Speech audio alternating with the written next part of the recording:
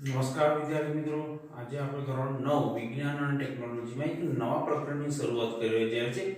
જ્યાં ચેપ્ટરનું છેલ્લું ચેપ્ટર છે પ્રકરણ નંબર 15 અન્ન સ્ત્રોતમાં સુધારણા નો ઓનલાઈન લેક્ચર નંબર 1 નો અભ્યાસ કરવા જઈ રહ્યા છે.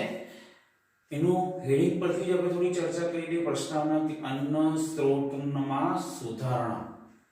તો અન્નનું જે ઉત્પાદન થાય છે, ખેડૂતો જે ખેતરની અંદર પાક ઉગાડે છે, એમાં સુધારણાની જવાબદારી કેમ જરૂરિયાત કેમ પડી?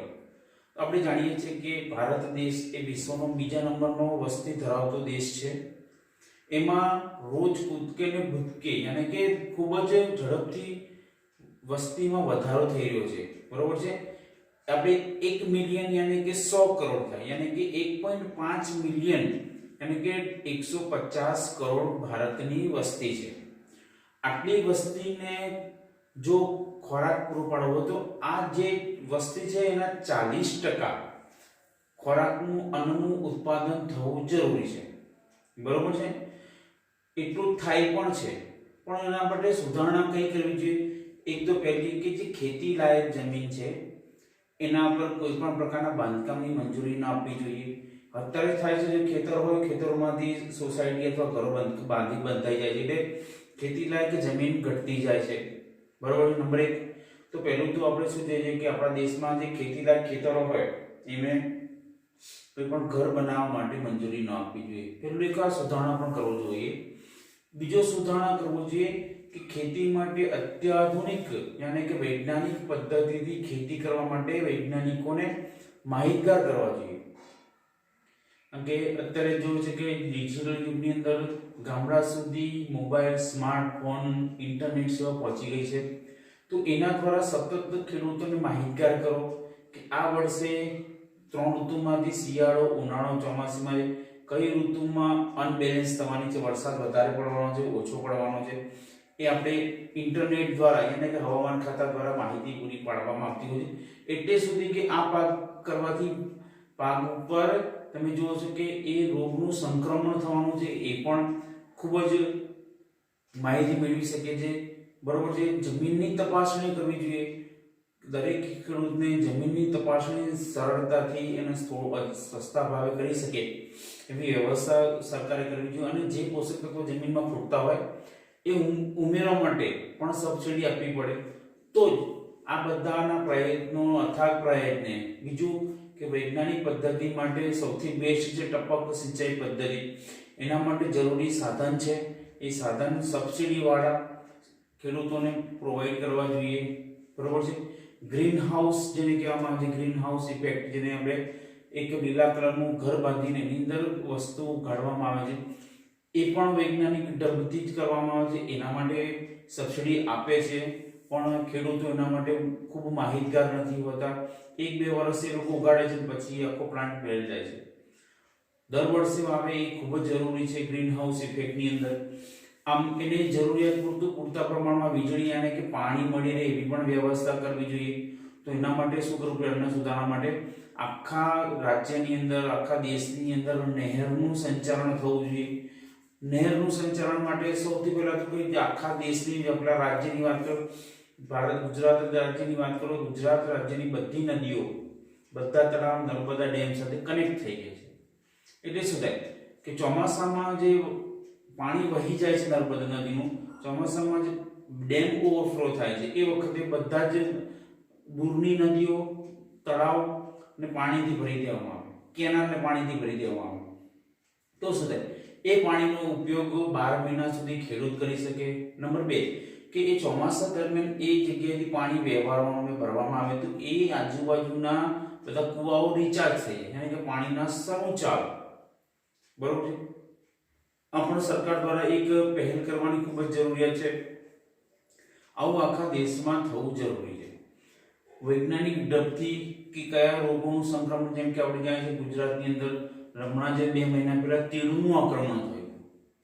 હવે તીડ આવી ગયા પછી હવે એ પણ સેટેલાઇટ દ્વારા કરવાનું છે કે તીડનું ઝુંડ ક્યારે અને કઈ દિશામાં કઈ જગ્યાએ ત્રાટકશે એ પણ માહિતી સેટેલાઇટ દ્વારા પૂરી પાડવામાં આવે છે. તો એ માહિતી ખેડૂતો સુધી પહોંચે તો ખેડૂતો શું થાય છે કે એ પહેલા જે શું કરે છે પોતાના પાકના પ્રોટેક્શન માટે જુદી જુદી શું કરવામાં આવે છે કે ઉપાયો કરવામાં આવે છે, જેમ કે એ જગ્યાએથી થાળીનો અવાજ કરવાથી, પંખાનો અવાજ યાને કે પંખા દ્વારા કરવાથી, દવા છાંટવાથી, આ જુદી જુદી વસ્તુઓ કરવાથી પાકનું રક્ષણ કરી શકે. તો અન્ન સુધારણા માટે આ વસ્તુઓ ખૂબ જરૂરી છે. તો એ પણ મેઇન એના આ વસ્તુના પાયામાં છે. પેલું છે કે સજીવ માટે ખોરાક, બરોબર. પહેલો જ મુદ્દાની આપણે ચર્ચા કરીશું.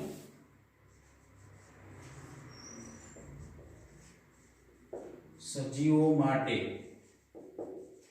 તો સૌથી પહેલા તો આપણે જોઈએ કે ખોરાક છે.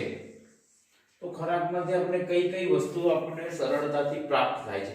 તો સૌથી પહેલા તો આપણે વાત કરીએ કે કાર્બોદિત, ચરબી, પ્રોટીન, વિટામિન,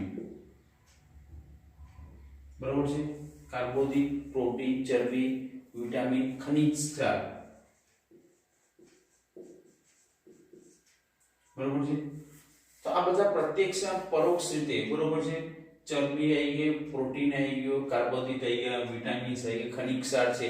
એ ખનિજ ક્ષાર આપણે જોઈએ છે કે આપણા રોજબરોજના જુદા જુદા ખોરાકમાંથી મળે છે. ખોરાકમાં અન્નદાણ આવી ગયો, શાકભાજી આવી ગયા, બરોબર છે, કઠોળ આવી ગયું, દૂધ આવી ગયું. આ બધામાંથી પ્રત્યક્ષ પરોક્ષ રીતે જુદા જુદા તત્વો મળે છે. એનાથી થાય શું કે જે માનવી છે, માનવીનું વૃદ્ધિ થાય, વિકાસ થાય અને પોતાનું સ્વાસ્થ્ય સારું જળવાઈ રહે. અત્યારે જોઈએ છે કે આ કોરોના કાળની અંદર સૌથી મહત્વની બાબત કઈ છે કે પોતાની ઇમ્યુનિટી પાવર, એટલે કે પોતાના શરીરમાં રોગ પ્રતિકારક શક્તિ જે વધે એના માટેના પ્રયોગ કરવા જોઈએ. તો આપણે શું કરીએ છીએ કે ખટાશવાળી વસ્તુ લઈએ છીએ. તો ખટાશવાળી વસ્તુ આપણને ફળ અથવા લીંબુમાંથી પ્રાપ્ત થઈ જાય, અમુક પ્રત્યક્ષ અમુક શાકભાજીમાં પણ પ્રાપ્ત થાય છે. બીજું કે પ્રોટીન, પ્રોટીન તમે જોઈએ કઠોળમાંથી પ્રાપ્ત થાય છે, એનાથી ઇમ્યુનિટી પાવર વધારે છે. તો એ પણ આપણા શરીરની વૃદ્ધિ, વિકાસ અને સ્વાસ્થ્ય છે. સ્વાસ્થ્યને સાચવવા માટે પણ તમે જુઓ છો કે આ વસ્તુ ખૂબ જ જરૂરી છે, બરોબર.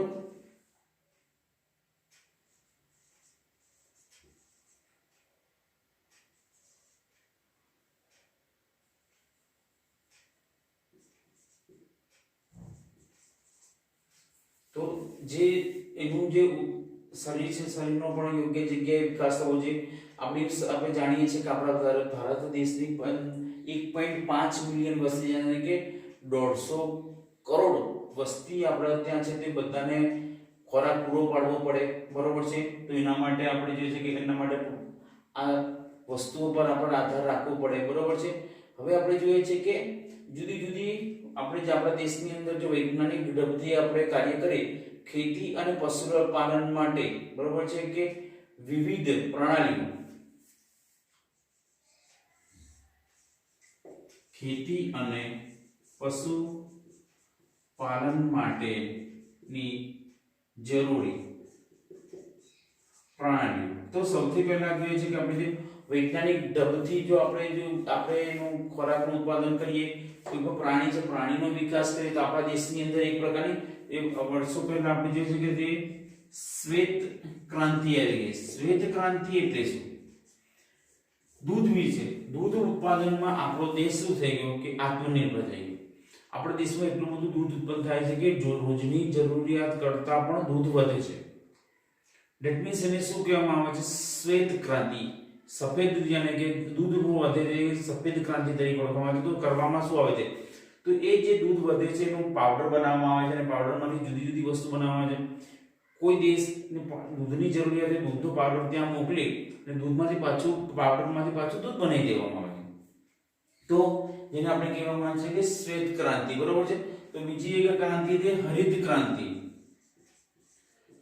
તો આપણા દેશમાં પણ એટલું બધું અનાજ ઉત્પન્ન થાય છે કે હરિત ક્રાંતિ, કે આપણા દેશમાં બીજે ક્યાંયથી કોઈ પણ પ્રકારનું અનાજ બનાવવામાં આવતું નથી. પણ અમુક લોકો કૃત્રિમ રીતે ખોરાકની, યાની કે અનાજનો સંગ્રહ કરી અને એ વસ્તુની અછત કરવામાં આવે છે. એના કારણે છે કે એ વસ્તુનો ભાવ વધી જાય છે અને બહારથી આયાત કરવામાં આવે છે. આપણે એટલું બધું અનાજ પાકે છે, આપણે નિકાસ કરી શકીએ છીએ, બરોબર છે. તો આપણા દેશમાં પણ તમે જોયું કે દૂધ અને શાકભાજી, અનાજની દ્રષ્ટિએ શું થઈ જાય છે કે એ પોતે આપણે આત્મનિર્ભર છે, બરોબર છે। હરિત ક્રાંતિથી અનાજનું ઉત્પાદન પણ શું દિવસે દિવસે વધતી જાય છે। બીજું એના માટે આપણે જુદી જુદી પદ્ધતિ આપણે ઉપયોગ કરીએ છીએ। પહેલા તો મિશ્ર પાક પદ્ધતિ। મિશ્ર પાક એટલે એક પાકની અંદર બીજો પાક ભેગો કરવામાં, એટલે મિશ્ર પાક ખેતી કરવામાં આવે છે કે એક પાક નિષ્ફળ જાય તો બીજો પાક શું થઈ જાય છે કે એનો સક્સેસ થઈ જાય છે, અને કે એ પાક આંતર પાક પદ્ધતિ। એની અંદર શું કરવામાં આવે છે કે એક ઋતુની અંદર 3 પાક લેવામાં આવે, કાં તો 4 લેવામાં આવે, તો 5 લેવામાં આવે, પણ એ તબક્કા વાઇઝ લેવામાં આવે। જે પહેલો લીધો હોય, બીજો લીધો હોય, ત્રીજા પછી પાછો પહેલો લેવામાં, પછી બીજો, પછી ત્રીજો, આમ આંતરપાક પદ્ધતિ પણ કરવામાં આવતી। શું થઈ જાય છે ખોરાકના ઉત્પાદનમાં શું થઈ જાય છે કે વધારો થઈ જાય છે। બીજું છે કે સંક્રમિત ખેતી,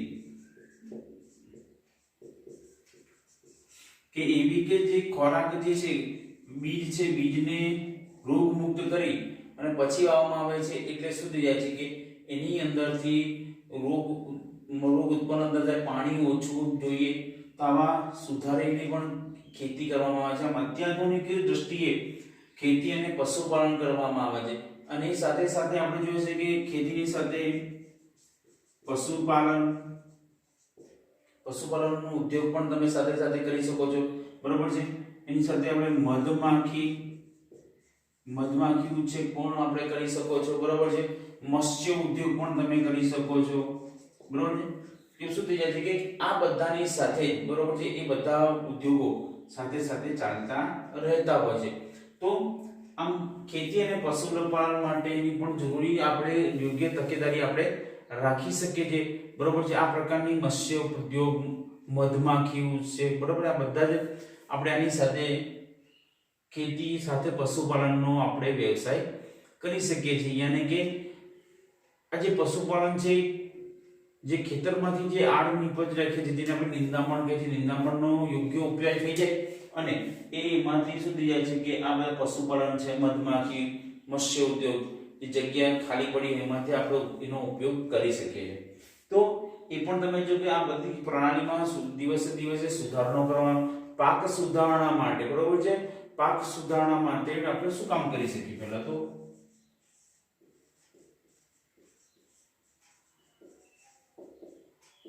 આપણે જાણીએ છીએ કાર્બોદિત છે, બરોબર છે। તો સૌથી પહેલા આપણે જોઈએ કે કાર્બોદિત છે શેમાંથી મળે? તો આપણે જાણીએ છીએ કે ઘઉં છે, ચોખા છે, મકઈ છે, જુવાર છે, બાજરી છે, મસૂર છે, એ બધામાંથી આપણને કાર્બોદિત વધુ પ્રમાણમાં મળે છે।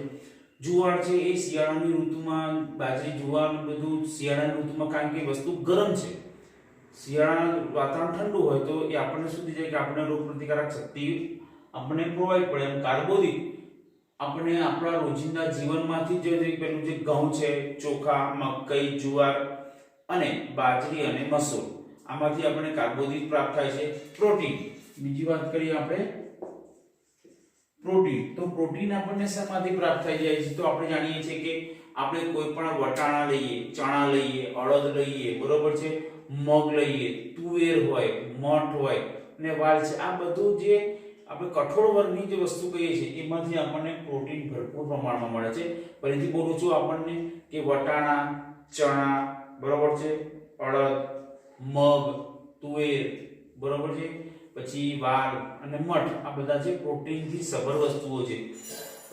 આખા અઠવાડિયામાં રોજ એ ફરતું ખાવાથી આપણને અંદરથી પોષક તત્વો આપણને મળી રહે છે, બરોબર છે।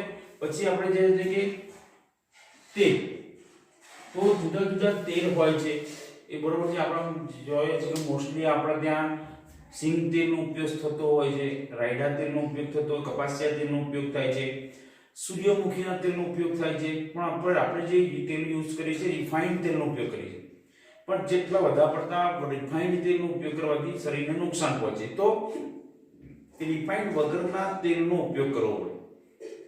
તો તેલ તરીકે આપણે જોઈએ છે કે પહેલું છે આપણે સોયાબીન, સૌથી સારામાં સારું હોય સોયાબીન, સૌથી એ આપણા શરીરને અને હૃદય માટે ખૂબ જ લાભકારક હોય છે જો અસર પ્રમાણમાં મળે તો। એક સોયાબીન છે, મગફળી છે, તલનું તેલ છે જે શિયાળાની ઋતુમાં આપણને ખાસ મળી જાય, એરંડા જેને આપણે દિવેલા કહીએ છીએ, દિવેલ કહીએ છીએ, એરંડા જેને કહીએ છીએ. બીજું છે કે આપણે જે વાત કરીએ છીએ કે સરસવ છે, રાઈ છે, અળસી છે, અળસીનું પણ તેલ ખૂબ જ ગુણકારી હોય છે, બરોબર. અને છેલ્લું છે સૂર્યમુખી.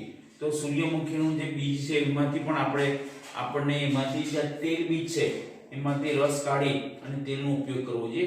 એક નિયમ મુજબ દર મહિને, એટલે કે એક ડબ્બો તમારે 1 મહિનો 2 મહિના ચાલતું હોય તો દર વખતે શું કરવું પડે, તેલને બદલતું રહેવું પડે, બરોબર છે.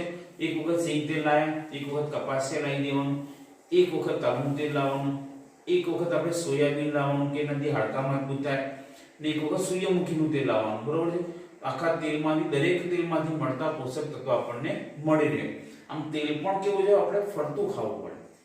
આમ તેલ બીજમાંથી પણ અત્યારે તમે જુઓ છો કે નકરી વાસ્તવિકતા છે કે બજારમાં તમે કોઈ પણ તેલ બહારના દેશમાંથી કે પ્લેન તેલ આવે છે, કોઈ પણ પ્રકારનું સ્મેલ વગરનું આવે છે. ફક્ત એ લોકો કરે છે શું, સ્મેલ એડ કરીને જુદા જુદા નામે વેચવાનો ગોરખ ધંધો ચાલી રહ્યો છે.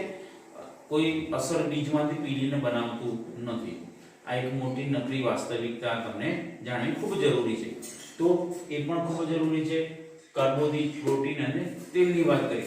પછી આપણે જોઈએ શાકભાજી જે છે, શાકભાજી અને ફળોમાંથી આપણે જુદા જુદા વિટામિન્સ અને મિનરલ્સ પ્રાપ્ત થાય છે.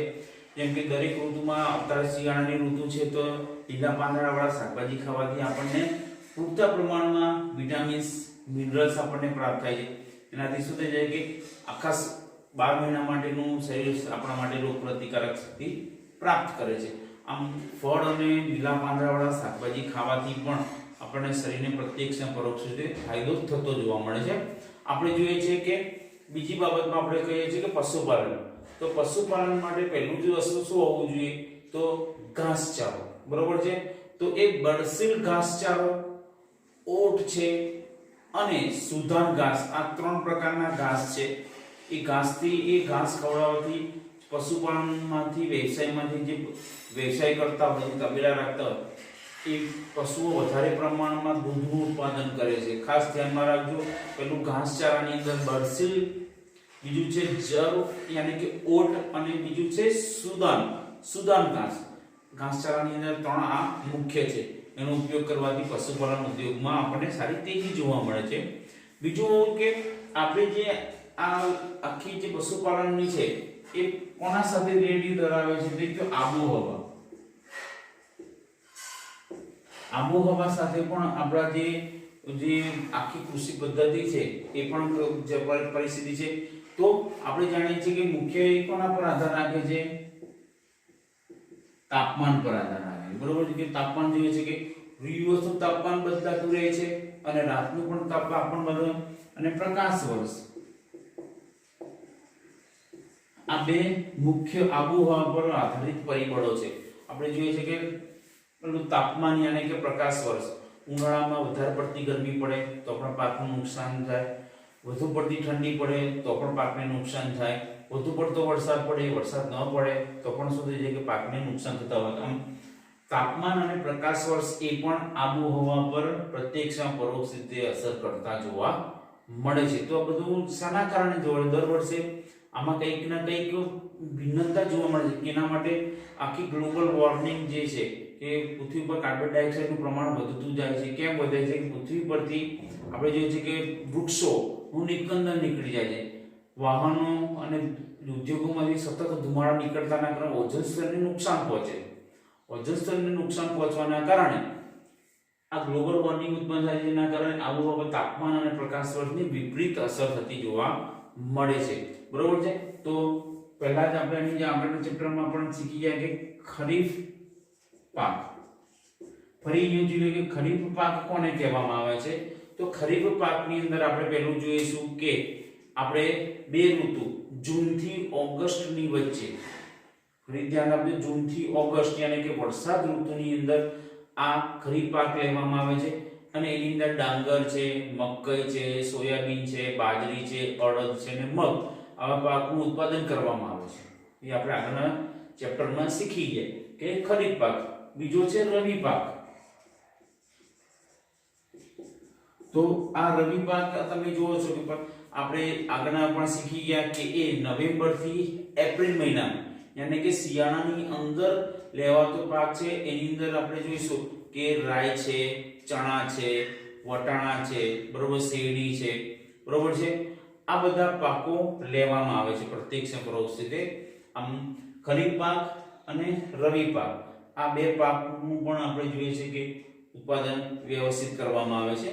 તો આપણે આજે આ ચેપ્ટરની પ્રસ્તાવના જોઈએ. આવતા ચેપ્ટરમાં આપણે જોઈશું કે 1964 થી 2004 ના વર્ષ દરમિયાન આપણે જોઈએ છે કે જે 25% જે વધારો થયો, બરોબર છે, ઉત્પાદનમાં, ખેતી ઉત્પાદનમાં 25% માં વધારો થયો તો એ કોના પર આધારિત હતો, બરોબર છે.